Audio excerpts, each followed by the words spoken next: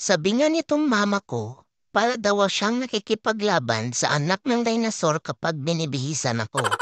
Di ko alam at pawis na pawis at pagod na pagod siya pagkatapos niya akong bihisan.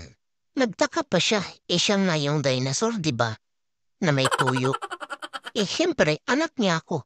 So, anak talaga ako ng dinosaur. Ewan ko nga dito, guys. Kita niya naman, guys, di ba? Hindi ako naglilikot pag binibihisan ako. Tingnan niyo guys, di ba nakahiga lang ako habang pinapahiran ako ng mamahaling lotion na Wow! Cetaphil? Sure, Cetaphil.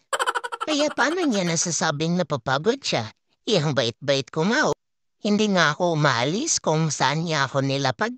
Hinihintay ko lang siyang matapos sa paglo-lotion sa akin.